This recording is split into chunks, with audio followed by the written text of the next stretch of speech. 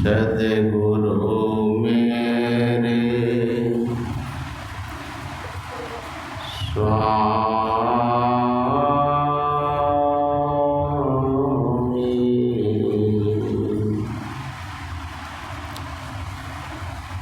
सद्गुरु मेरे स्वामी,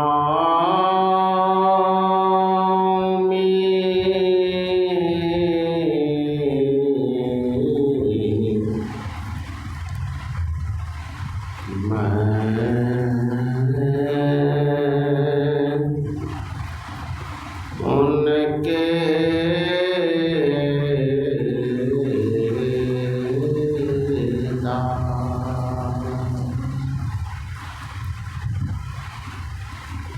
जन्म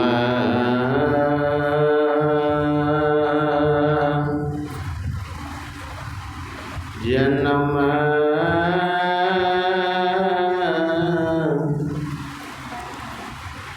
मोहि दीजियो,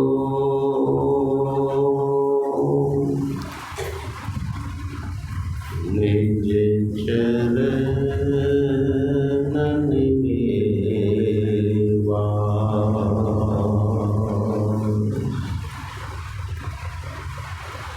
जन्म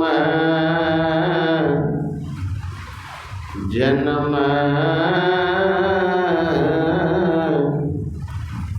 मोहि दीजियो,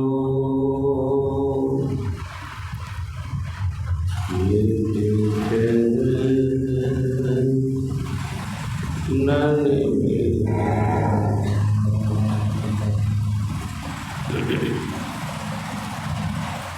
करुणा के अवतार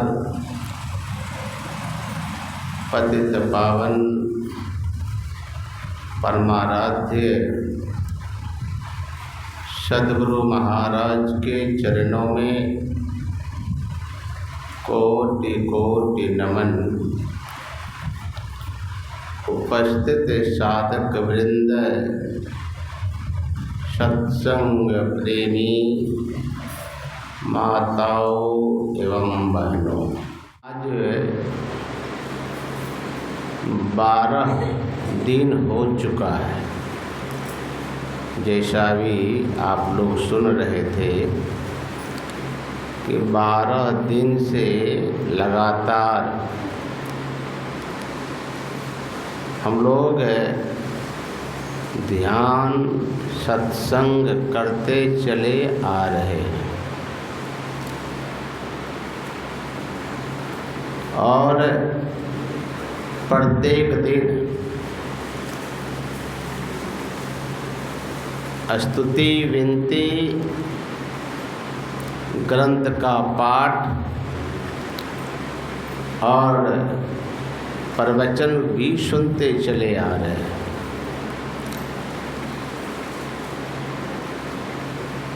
आज हम लोग सुन रहे थे अयोध्या कांड से।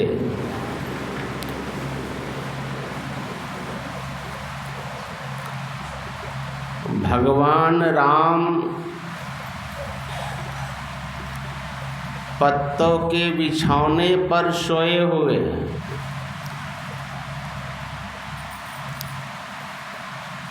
माँ सीता भी पत्तों के बिछौने पर सोए हुए,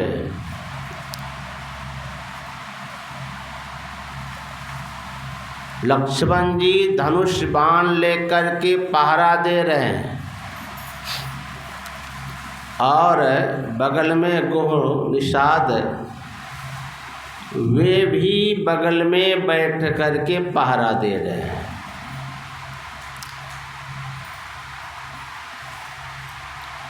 भगवान राम को पत्तों के बिछौने पर सोया हुआ देखा तो गोह निषाद को बड़ा दुख हुआ और वे माँ कैकेयी को दोष देने लगे कि माँ कैकेयी के कारण ही आज प्रभु जंगल में भटक रहे हैं। इस पत्तों के बिछौने पर सो करके दुख हो रहा है। इनका कारण माता कैकेयी ही है।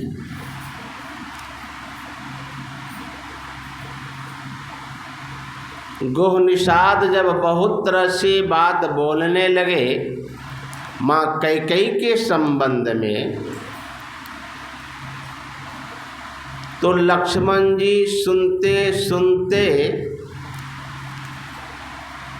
रहा नहीं गया, कहा भैया चुप हो जाओ, क्यों व्यर्थ किसी को दोष देते हो। गोस्वामी तुलसीदास जी महाराज लिखते हैं, लक्ष्मण जी बोल रहे हैं, बोले लखन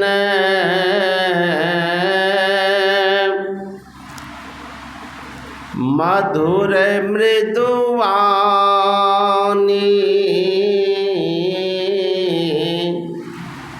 ज्ञान विराग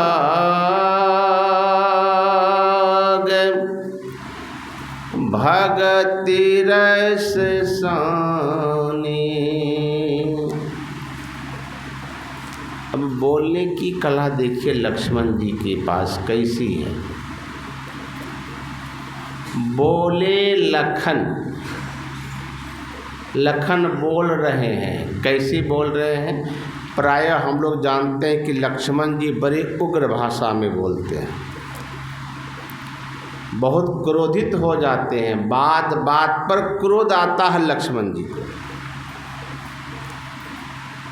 लक्ष्मण जी शेषावतार माने जाते हैं और हमेशा वे गुस्से में ही रहते हैं।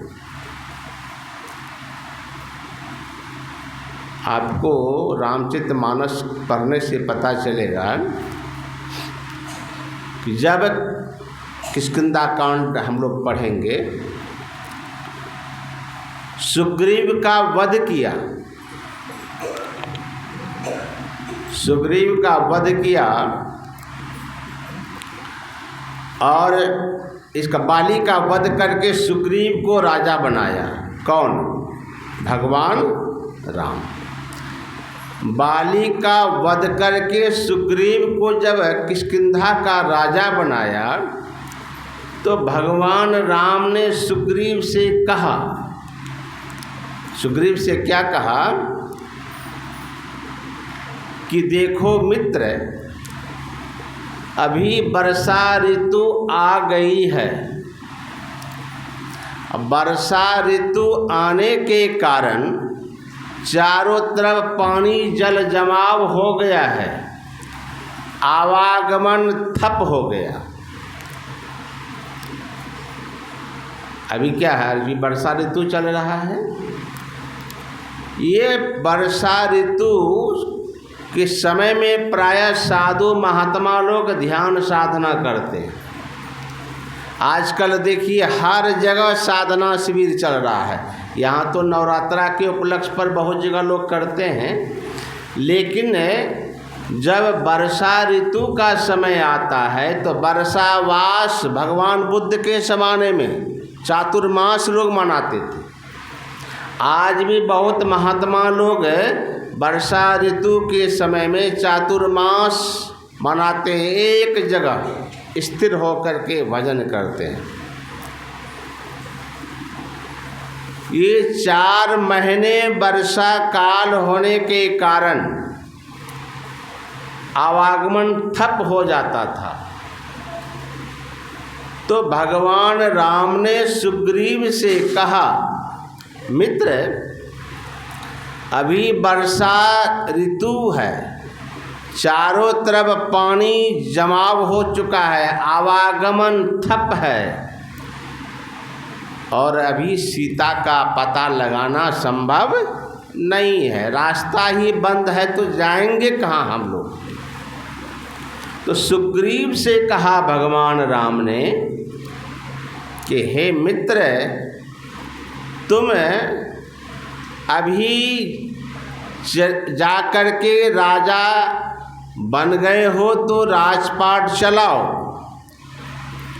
राजपाट चलाते हुए राम काज का भी ख्याल रखना। अब मैं जा रहा हूँ परवर्षण पर्वत पर और मैं परवर्षण पर्वत पर रहूँगा, और जब 4 मास बीत जाएगा तो फिर हम लोग आपस में मिल करके, अरे मोबाइल बंद कीजिए, 4 महीने बीतने के बाद तब हम लोग आपस में बैठ करके सलाह करेंगे कि सीता का खोज के लिए क्या क्या उपाय करना पड़ेगा।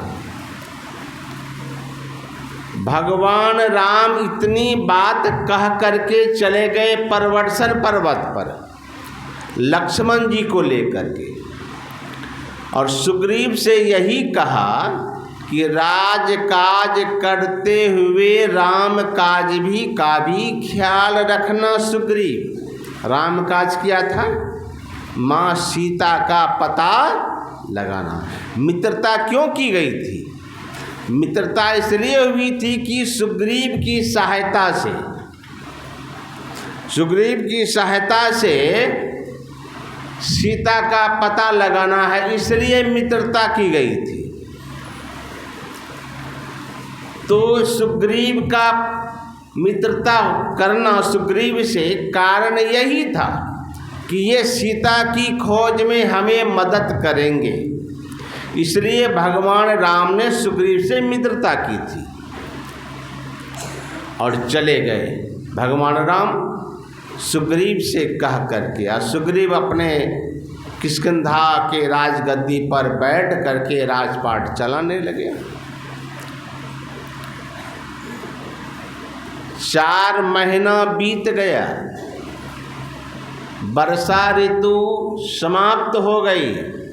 अब भगवान राम परवर्षण पर्वत पर इंतजार कर रहे हैं कि सुग्रीव कुछ खबर लेकर के आएगा। इस 4 महीने में क्या क्या हुआ, क्या पता लगा, क्या काम आगे बढ़ा, ये भगवान राम इंतजार कर रहे हैं। और सुग्रीव एक दिन भी देखने तक नहीं गया, भगवान राम से मिलने तक नहीं गया।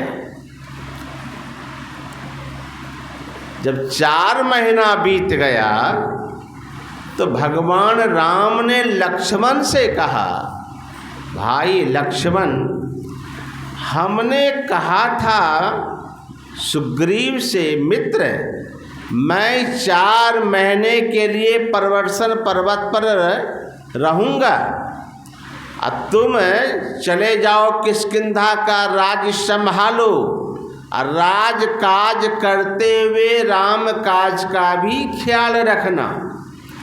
लेकिन देखो आज तक 4 महीना बीत गया और सुग्रीव एक दिन हमारा सुधि लेने तक नहीं आया कि प्रभु राम किस हाल में है, और ना कुछ हमें खबर दिया सीता के बारे में, जबकि मैंने कहा था कि राज काज करते हुए राम काज का भी ख्याल रखना।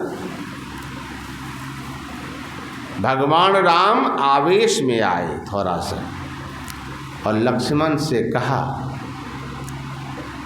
लक्ष्मण से क्या कहा कि लक्ष्मण, सुग्रीव भूल गया है, लगता सुग्रीव भूल गया कि जिस बाण से मैंने बाली का वध किया है वह बाण मेरे तरकस में अभी भी है। मैं उसी बाण से सुग्रीव का कल वध कर दूंगा।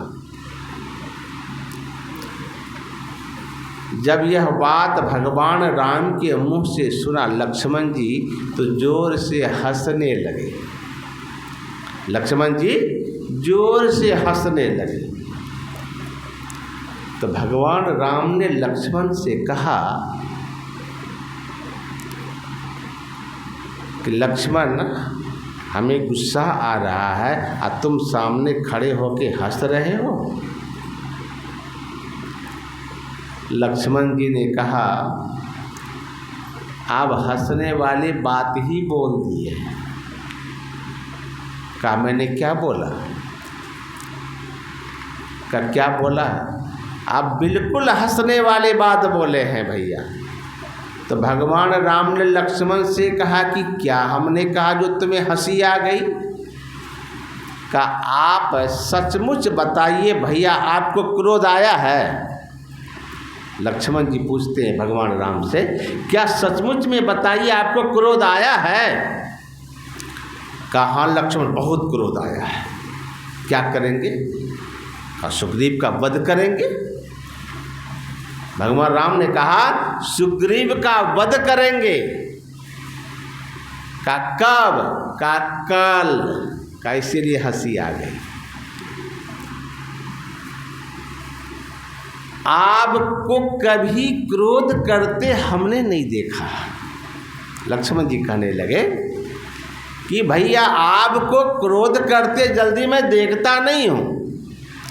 कठिन से कठिन परिस्थिति आने पर भी आप क्रोध नहीं किए। आपको अयोध्या से निकाल दिया गया, फिर भी आपके मन में थोड़ा सा आवेश नहीं आया। जबकि आप चाहते तो प्रजा आपके साथ थी, लेकिन आपको थोड़ा सा भी मन में क्रोध नहीं आया। आपको क्रोध करते तो मैंने कभी देखा नहीं, आज पहली बार देखा कि आप भी क्रोध करते हैं। लेकिन भैया क्रोध करना था तो हमसे थोड़ा सीख लेते, क्योंकि क्रोध करने के मास्टर तो हम हैं, क्रोध करने के स्पेशलिस्ट तो हम हैं। क्रोध ही करना था तो हमसे थोड़ा सीख लेते कि लक्ष्मण थोड़ा बताओ कि क्रोध कैसे किया जाता है। तो भगवान राम ने कहा लक्ष्मण से कि क्या लक्ष्मण, क्रोध करने में हमसे कोई गलती हो गई? तो लक्ष्मण ने कहा कि बिल्कुल, आपको क्रोध करने नहीं आता है। सचमुच में क्रोध कैसे किया जाता है हमसे पूछिए। का क्या गलती हो गई लक्ष्मण? तो भगवान राम ने कहा कि क्या गलती हो गई बताओ। तो लक्ष्मण जी कहते हैं कि भैया आपने क्या कहा कि हमको क्रोध आया, तो क्या करेंगे? सुग्रीव का वध करेंगे। कब? का कल। का इसीलिए हंसी आ गई कि जब क्रोध आता है तो लोग क्या कहता, अभी तुम हमको छू के तो देखो, थोड़ा हाथ मिला के तो देखो। क्रोध जब जगता है तो उसी समय परिणाम दिखता है। और आप कहते हैं क्रोध आया है अभी, आप वध करेंगे कल। इसीलिए भैया न जाने कल तक आपका क्रोध कहीं शांत हो जाए, इसलिए हमको अभी बहुत क्रोध आ गया है। हम अभी जाते हैं, सुग्रीव को मार करके आ जाते हैं। सचमुच में क्रोध हमको जगा, अभी मैं जा रहा हूँ, आप यहीं रहिए। आप कल तक मारने की बात कर रहे हैं, कल तक कहीं आपका क्रोध ठंडा हो गया तो फिर आप तो मारेंगे नहीं। तो हम अभी जाते हैं, मार करके आ जाते हैं। तो भगवान राम ने कहा लक्ष्मण भाई ऐसा मत करो, देखो ऐसा मत करो। जब जीवन में कभी बहुत क्रोध आए ना, क्या कहा भगवान राम ने? जब लक्ष्मण जी ने कहा कि मैं जाता हूँ, अभी मार करके आ जाता हूँ, क्या ठिकाना आपका क्रोध कल तक शांत हो जाए। कहा इसलिए तो मैंने कहा कल वध करूँगा, क्योंकि जब जीवन में कभी क्रोध आए तो उस क्रोध को कल के लिए टाल देना चाहिए, ताकि जीवन में अनहोनी घटना जो घटनी है वह घटना नहीं घटेगी। इसीलिए मैंने कहा कि कल वध करेंगे। लक्ष्मण जी से कहा भगवान राम ने, लक्ष्मण तुम्हारा क्रोध मैं जानता हूँ, तुम चाहोगे तो अभी जाके सुग्रीव का वध कर दोगे।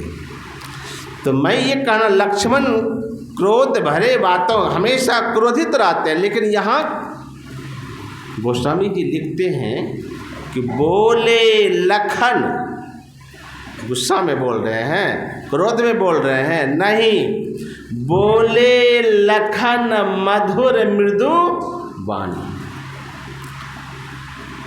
मधुर वाणी में बोल रहे हैं, बोले लखन मधुर मृदु वाणी, और ज्ञान विराग भगति रस सानी, उसकी वाणी में, उसकी बातों में क्या है, ज्ञान भरी बातें बोल रहे हैं, वैराग्य है, ज्ञान भरा हुआ है। अगर कभी बोलने की इच्छा हो तो ऐसा वाणी बोलिए जिसमें ज्ञान भरा हो, वैराग्य भरा हो। लक्ष्मण जी जबकि हमेशा आवेश में रहते हैं, लेकिन जब उपदेश देने की बात हुई, समझाने की बात हुई, किसको, क्रोधित है यहाँ, या लक्ष्मण जी क्रोधित नहीं है, क्रोधित है गुह निषाद। अब उस क्रोध को शांत करने के लिए कौन सा उपाय अपना रहे हैं लक्ष्मण जी ने, मधुर वाणी का। हम लोगों के यहाँ क्या होता है, उधर से कोई गुस्सा करता है तो हम भी उससे चौगुना तेज आवाज़ में बोल देते हैं, तो उधर से लाठी, इधर से भाला। देखिए यहाँ सीखना चाहिए लक्ष्मण जी से हम लोगों को कि इतने क्रोधी हैं, और जब सामने वाले को क्रोध आया है तो लक्ष्मण जी यहाँ किस तरह से समझा रहे हैं, तो मधुर वाणी से, क्योंकि वाणी ऐसा बोलिए मन का आपा खोई, औरन को शीतल करे आप हो शीतल होए। जब मैं काशी में कुछ दिन अध्ययन करने के लिए गया संस्कृत का, तो जब वहाँ मैं रह रहा था गंगा के किनारे एक आश्रम में, संजोग की बात उसी समय में, जिस समय मैं काशी में था, एक बहुत प्रकांड विद्वान वृंदावन से आए थे काशी के मठ के बगल में कथा करने के लिए।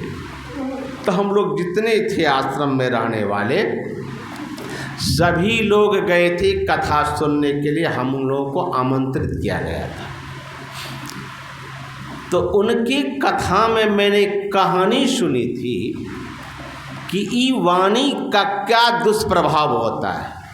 वे कह रहे थे कि कश्मीर का एक नौजवान 24 घंटा मेहनत करके इतना बड़ा विद्वान बना कि भारत में सभी जगह सभी विद्वानों से शास्त्रार्थ करते करते काशी पहुँचे और सबको पराजित कर दिया। तो सब जगह वह नौजवान सभी विद्वानों को पराजित करके काशी पहुँचे। तो काशी तो विद्वानों की नगरी, ज्ञान की नगरी, वहाँ आकर के वह नौजवान कश्मीर से आकर के चुनौती दे दी सभी विद्वानों को कि मैं कश्मीर से आया हूँ और आप लोगों से शास्त्रार्थ मैं करना चाहता हूँ। काशी के जितने विद्वान थे सभी विद्वान आए और वहाँ शास्त्रार्थ आरंभ हुआ। उधर एक अकेला वह बालक नवयुवक और इतने काशी के बूढ़े से बूढ़े, नौजवान से नौजवान, जितने भी प्रकांड विद्वान थे, सबने महीनों शास्त्रार्थ किया और सबको वह नवयुवक अकेले पराजित कर दिया। काशी के सभी विद्वानों को पराजित कर दिया। अब सभी विद्वान सोचने लगे, काशी ज्ञान की नगरी है, सब लोग जानते हैं कि काशी में बड़े से बड़े प्रकांड विद्वान रहते हैं, और आज काशी के जितने भी विद्वान हैं ये कश्मीर के एक नौजवान से पराजित हो गए। काशी की तो नाक कट गई। अब सब कोई सोचने लगा कि काशी में कोई ऐसा विद्वान हो जो इस नौजवान को शास्त्रार्थ में पराजित कर दे। पता लगा कि गंगा नदी के किनारे छोटी सी कुटिया बनाकर एक वृद्ध बाबा महात्मा जी रहते हैं। वे बड़े प्रकांड विद्वान हैं। सभी पराजित विद्वान लोग चले गए महात्मा जी के पास, वह वृद्ध महात्मा के पास, और सबने हाथ जोड़ के विनती की कि बाबा, कश्मीर से एक नौजवान आया है और हम काशी में जितने भी विद्वान हैं सबको वो अकेले पराजित कर दिया। हम लोग हार गए इसकी चिंता नहीं है, लेकिन काशी की नाक कट गई। काशी ज्ञान की नगरी है और लोग मखौल उड़ाएंगे कि काशी में एक भी ऐसा विद्वान नहीं जहाँ ज्ञान की नगरी कहा गया है जो इस नवयुवक को शास्त्रार्थ में पराजित कर सके। हम लोग तो हार गए, लेकिन हम लोगों का विश्वास है बाबा कि आप एक बार शास्त्रार्थ करके देखिए, और हम लोगों का मन कहता है कि आप ज़रूर उनको पराजित कर दीजिएगा। सब ने विनती की तो वह बूढ़े महात्मा जी आए नौजवान के सामने। शास्त्रार्थ शुरू हो गए। लंबे समय तक शास्त्रार्थ चला। अंत में शास्त्रार्थ करते करते करते वह बूढ़े बाबा जो है इस कश्मीर के नौजवान को पराजित कर दिया। जब नौजवान को पराजित कर दिया, काशी में सब कोई ताली बजाने लगे, चलो काशी की नाक बच गई। और वे बूढ़े बाबा चले गए अपनी कुटिया पर। अब यह नौजवान को बड़ी गलानी हुई कि मैं कश्मीर से चल करके सभी प्रांतों में घूम करके सभी विद्वानों को पराजित किया, लेकिन काशी में आके मैं एक बूढ़े बाबा से हार गया। बुजुर्ग वो बाबा से मैं हार गया। अब क्या मुंह लेके जाऊंगा कश्मीर। वह नौजवान सोचने लगा कि इसी काशी की गंगा में डूब करके मैं आत्महत्या कर लूँगा। यह बात जब सभी को पता चला तो सब कोई जाकर के उस बूढ़े बाबा से कहा, बाबा, जिस नौजवान को आपने पराजित किया वह नौजवान तो इस काशी में डूब के प्राण दे के आत्महत्या करना चाहते हैं। बूढ़े बाबा ने कहा कि उस नौजवान को मेरे बारे में कहो कि वे तुम्हें बुला रहे हैं। कुछ लोगों ने आकर नौजवान से कहा और वे नौजवान गए बूढ़े बाबा के पास में, और तब बूढ़े बाबा ने जाकर कहा, उसको समझाया, तुम भारत के भविष्य हो, तुमने 24 घंटे मेहनत करके इतनी ज्ञान को अर्जित किया है बाबू, तुम सभी विद्वानों को पराजित कर दिया। मुझसे शास्त्रार्थ हुई, तुम मुझसे हार गए। कारण क्या है? तुम मुझसे क्यों हारे? कारण यही था कि तुम्हारे पास में अनुभव ज्ञान का अभाव था। शास्त्र का ज्ञान तो है तुम्हारे पास, लेकिन अनुभव ज्ञान नहीं था, जिसके कारण तुम हमसे पराजित हुए। और तुम पर मेरा अधिकार है, इसलिए तुम आत्महत्या का विचार छोड़ दो और लौट के अपने कश्मीर चले जाओ। बाबा ने बहुत प्रेम से समझाया। वो नौजवान लौट करके अपने कश्मीर वतन को चले गए। इधर वे बूढ़े बाबा सोचने लगे कि मैं अगर शास्त्रार्थ किया तभी तो वे मरना चाह रहे थे, हारने के कारण, पराजित होने के कारण। वह बूढ़े बाबा ने क्या किया, सोचा मेरे बोलने से यदि किसी की जीवन लीला का ही अंत हो जाए तो मैं बोल के क्या करूँगा। तब उन्होंने उसी समय एक लकड़ी का टुकड़ा लिया और उस लकड़ी के टुकड़े को 2 भाग में बांट करके अपने जीवा को निकाला और जीवा के अंदर को निकाल करके लकड़ी रख करके जीवे को बांध दिया और उसी दिन प्रतिज्ञा कर लिया कि आज से मैं अब जीवन भर कभी बोलूँगा ही नहीं। और उसी महात्मा का नाम पड़ा काष्ठ जिह्वा स्वामी, जो बहुत बड़े सिद्ध संत हुए। तो बोलने की वजह से बहुतों का प्राण चला जाता है, इसलिए कहा वाणी ऐसा बोलिए, कौवा किसका धन लेता है, कोयल किसको धन देता है, लेकिन अपनी मोटी वाणी से सबके मन को हर लेता है। इसलिए आज लक्ष्मण जी बोल रहे हैं मधुर मृदु वाणी, क्या समझा रहे हैं वो निषाद, क्यों व्यर्थ माता कैकेयी को दोष दे रहे हो, सबको अपने ही कर्मों का फल भोगना पड़ता है। काहु न को सुख दुख कर दाता, निज कृत कर में भोग सोनु भ्राता। कहते हे भाई, सबको अपने ही कर्मों का फल भोगना पड़ता है, चाहे घुमा के भोगे कि चाहे जैसे भोगे, भोगना तो पड़ेगा। एक नौजवान जा रहा था और जाते जाते जाते एक बगीचा में पका हुआ फल लटक रहा था। पका हुआ फल जो लटक रहा था, तो पके हुए फल को देख करके उसको खाने की इच्छा हो गई। अब फल जब खाने की इच्छा हुई तो वे चल के गए और पके हुए फल को तोड़ करके खाने लगे। पके हुए फल को तोड़ कर जो खाने लगे, इधर बगीचा का जो रखवाला था वो देखा कि देखो ये बगीचा का फल तोड़ करके खा रहा, चोरी कर रहा है।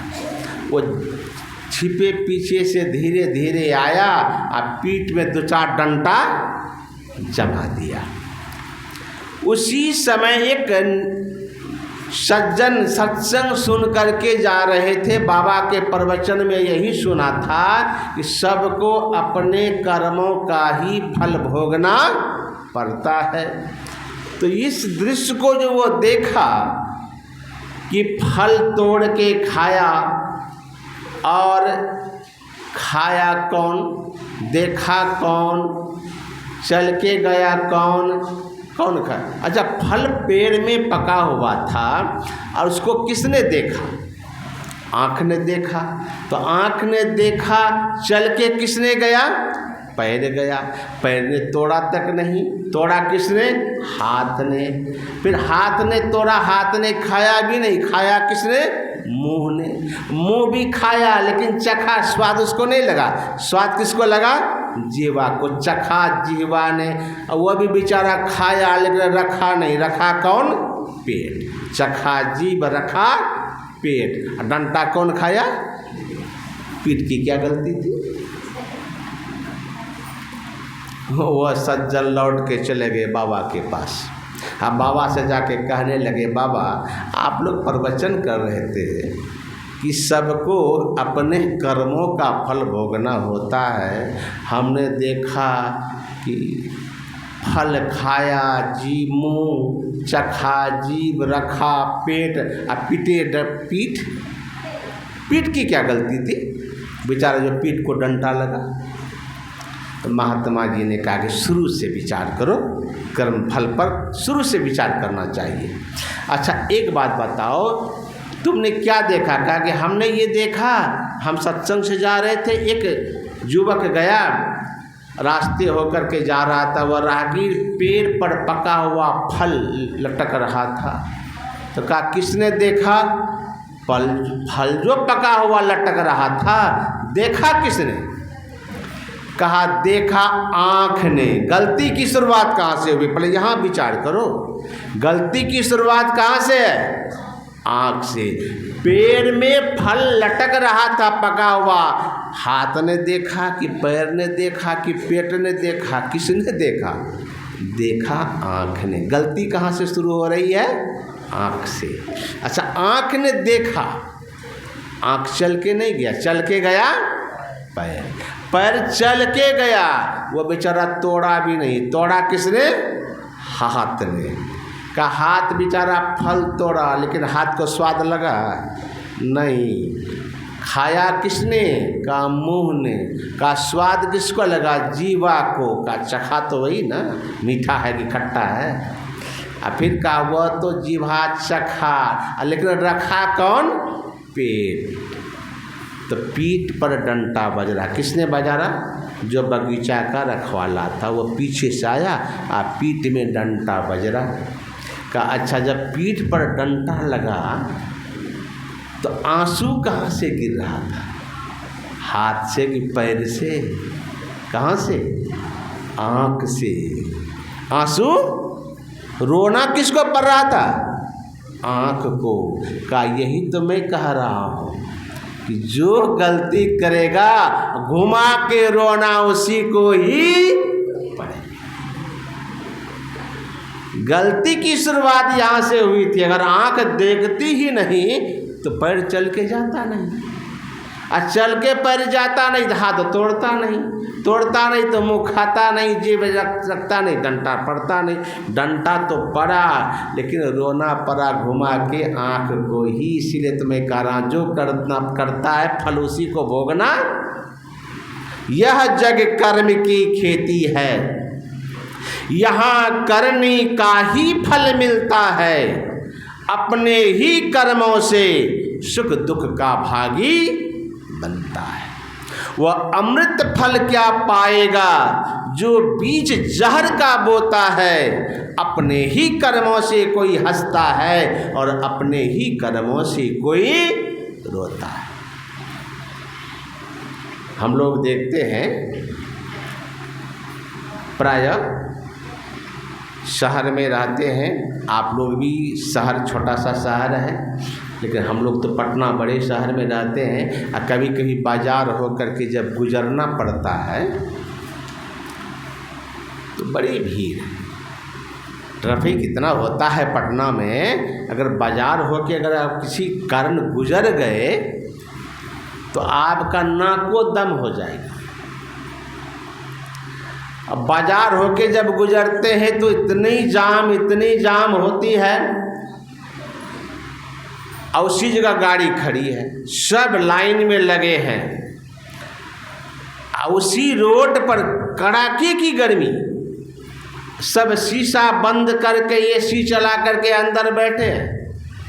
अब बाहर में देखिएगा छोटा छोटा बच्चा है, कटोरा लेके शीशे के पास में ऐसे ठोकता है, बाबू एक पैसा दे दो, भूख लगी है। होश नहीं संभाला है, अभी होश नहीं संभाला, कटोरा लेके भीख मांगता है। बहुत लोग कहते हैं अरे कौन देखता है कर्म का फल किसको मिलता है। कटोरा लेके भीख मांगता है वो बच्चा, और उसी कार के अंदर एक बच्चा और भी बैठा हुआ है जो अभी होश नहीं संभाला है, आँख भी ठीक से नहीं खोला है, एयर कंडीशन का हवा लगा रहा है। वह बच्चा कौन सा पुण्य किया जो जन्म लेते ही एयर कंडीशन का हवा लगा रहा है। और वो बच्चा कौन सा पाप किया, होश नहीं संभाला है, कटोरा लेकर के चौक चौराहे पर भीख मांगता है, बाबू एक पैसा दे दो। हमारे पूज्य बाबा कहते थे कर्महीन को ना लहे भली वस्तु की भोग। निषिद्ध कर्म करने वाले को अच्छाई का भोग नहीं होता है। अगर आप कहीं अच्छे कुल परिवार में जन्म लिए हैं, अच्छा शरीर है, सब कुछ अच्छा ही अच्छा है, तो क्या बुरे कर्मों का फल है? नहीं। हमारे पूज्य बाबा कहते थे महर्षि साई स्वामी जी महाराज, निषिद्ध कर्म करने वाले को अच्छाई का भोग नहीं होता है। कर्महीन को ना ले भली वस्तु की भोग।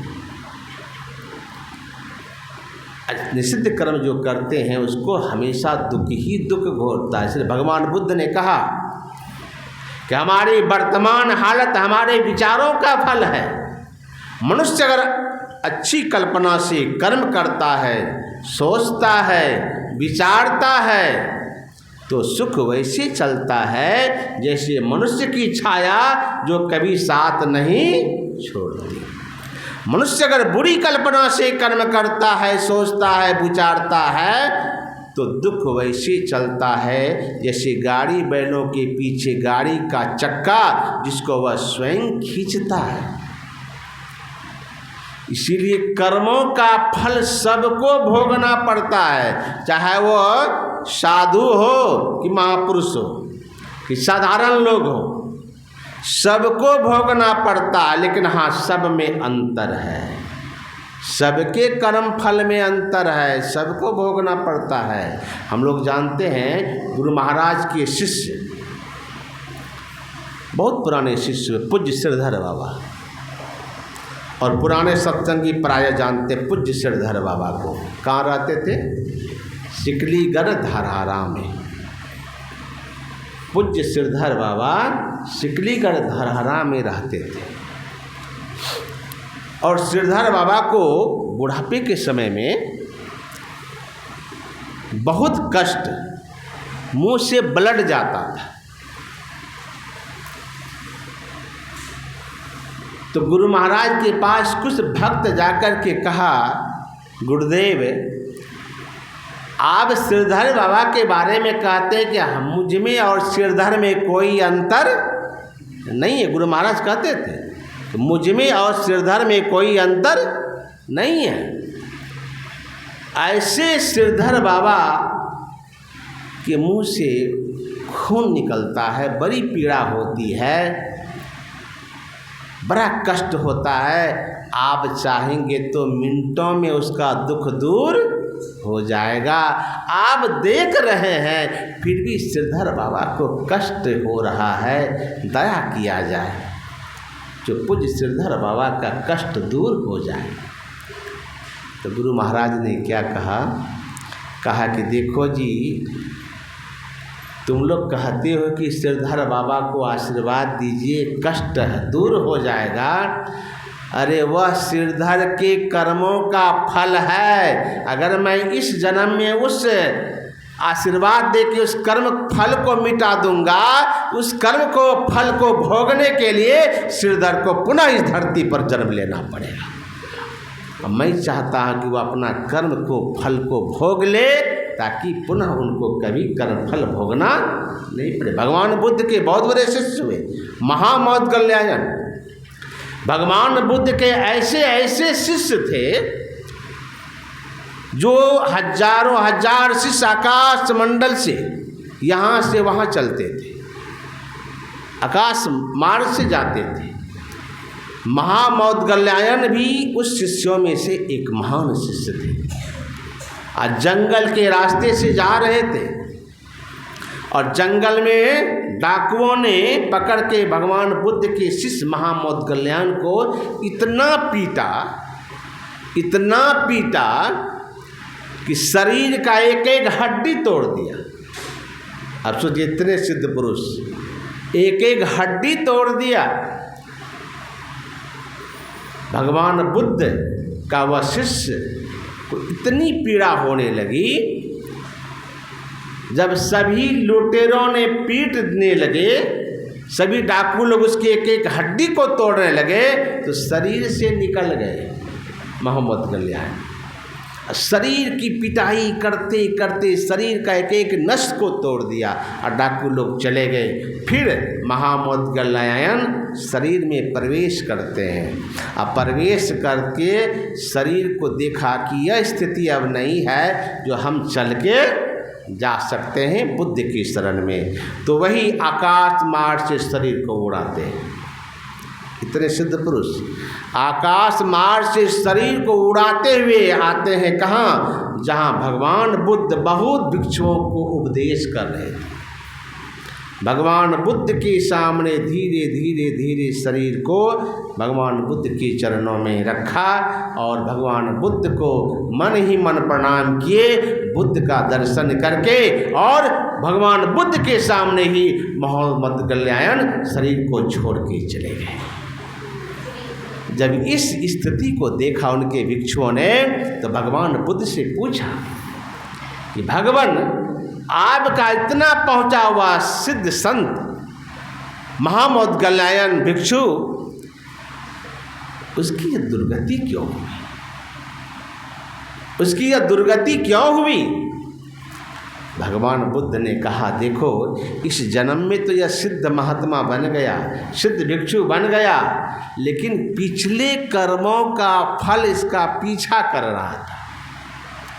पिछले जन्म में इन्होंने बहुत बड़ी गलती की थी जिसका फल इन्होंने भोगा नहीं था।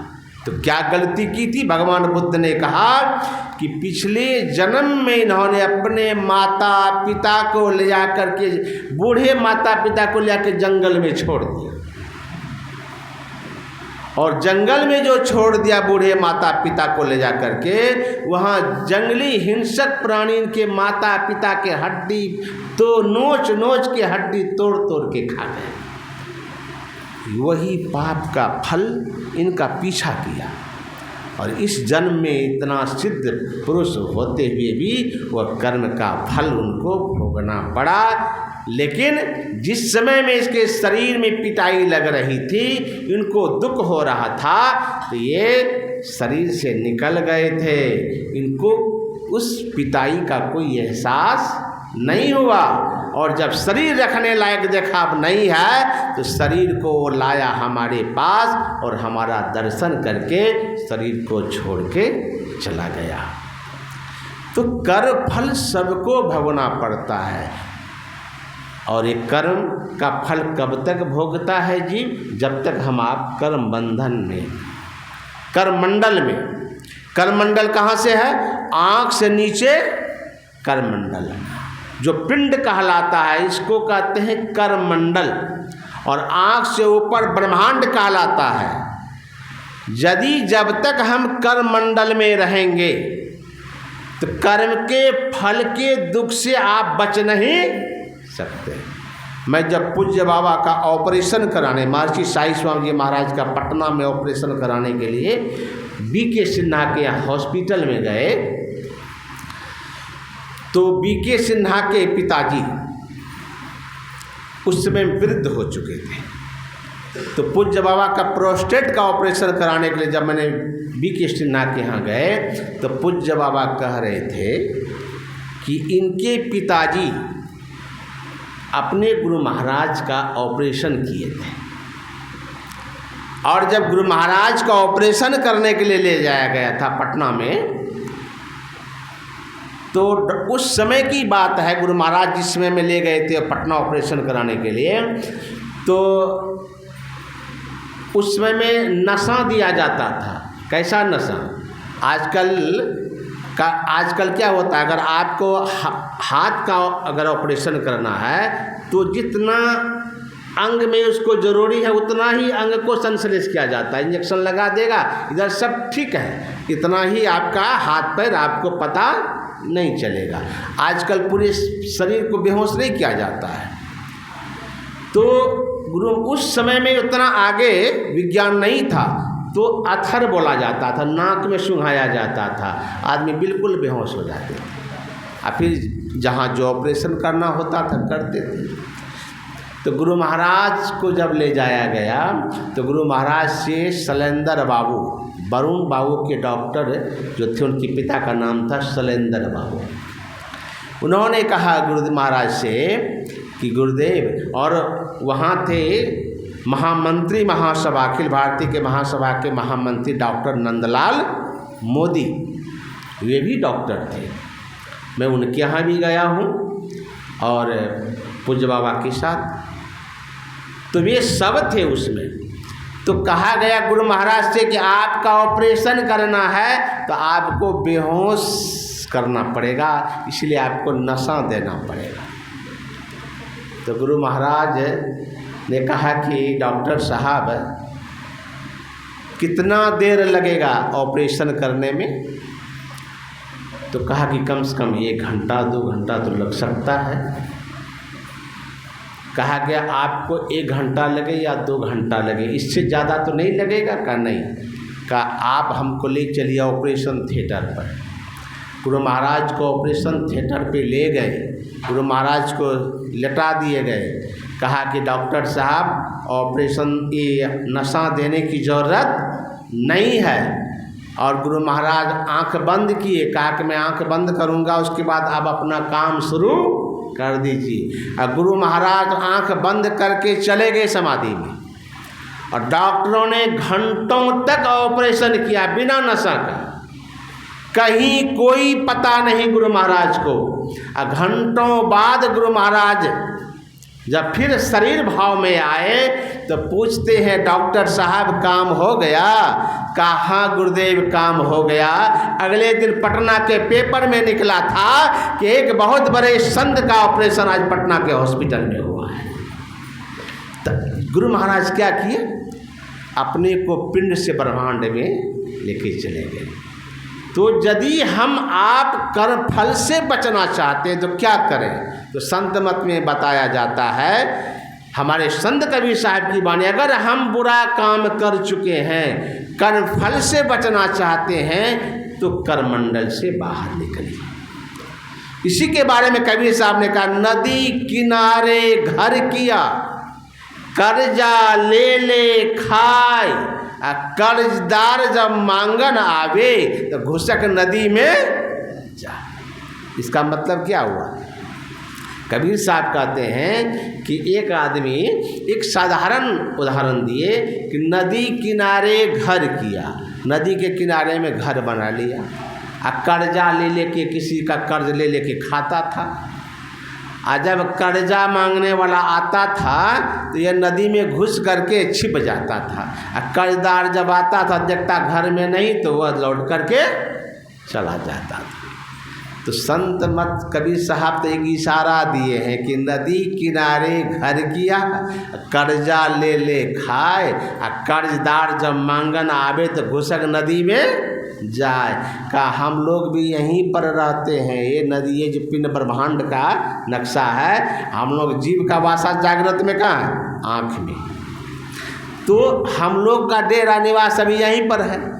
और यदि हम लोग गुरु महाराज ने जो साधन पद्धति बताए हैं, मानस जाप, मानस ध्यान, दृष्टि योग की साधना, शब्द योग की साधना, सभी क्रियाओं को कर्म करके अगर आप कुशल हो गए, और कहीं पिंड से ब्रह्मांड में जाने की अगर कला सीख लिए, कहीं वह क्रिया करने में आप कुशल हो गए जो पिंड से जब चाहे ब्रह्मांड में चले जाए, तो जब आपसे कर्म फल का भोग भोगने का समय आए तो आपको क्या करना है? शरीर तो फल भोगेगा, लेकिन अगर आप उस कर्म फल के दुख से बचना चाहते हैं तो पिंड से ब्रह्मांड में घुस जाइए। शरीर तो भोग भोगेगा, लेकिन फल का दुख का पता नहीं चलेगा। यही भेद गुरु महाराज हम लोगों को बताए हैं कि कर्म फल से हम कैसे बच सकते हैं। बचने का उपाय वही है कि घुसक नदी में जाए। कैसे घुसेंगे अंदर में, नदी में कैसे घुसेंगे, इसी का विधि गुरुदेव ने हम लोगों को बताए हैं। जो प्रतिदिन हम लोग यहाँ बैठ करके साधना करते हैं, हम लोग साधन करते रहें, भजन करते रहें, कभी न कभी हम लोग उस विद्या को यदि सीख लेंगे तो कर्म का फल शरीर भोगेगा, लेकिन दुख का एहसास नहीं होगा। लेकिन कर्म का फल तो सबको भोगना ही पड़ता है। लक्ष्मण जी ने कहा कि आज प्रभु अगर दुख भोग रहे हैं तो व्यर्थ तुम माता कैकेयी को दोष दे रहे हो। सबको अपने ही कर्म का फल भोगना पड़ता है। आप अगर अच्छी परिस्थिति में हैं तो आपके अच्छे कर्मों का फल है, आप अगर बुरी परिस्थिति में हैं तो आपके बुरे कर्मों का फल है। कोई किसी को सुख दुख का देने वाला नहीं है। इसीलिए कोई जीवन में नहीं चाहता कि हमको दुख हो। कोई चाहता है? कोई नहीं चाहता। जितने हम लोग यहाँ बैठे हैं कोई नहीं चाहते कि हमको जीवन में दुख हो, फिर भी दुख आता है कि नहीं? दुख आता है। नहीं चाहते हैं कि दुख आवे, फिर भी दुख आता है। और संत महात्मागण कहते हैं, जैसे नहीं चाहते हो कि हमारे जीवन में दुख आवे, फिर भी दुख आ जाता है। क्यों? इसे दुख पाने वाला कर्म किया है तुमने, तो दुख भोगना ही पड़ेगा। उसी तरह अगर नहीं भी चाहोगे हमारे जीवन में सुख आए, तो फिर भी आपके जीवन में सुख आएगा, अगर वैसा कर्म करेंगे तो। नहीं भी चाहेंगे, आपके जीवन में सुख आएगा। इसीलिए कर्म सोच करके करना है कि हम कौन कर्म का फल दुख है, कौन कर्म का फल सुख है।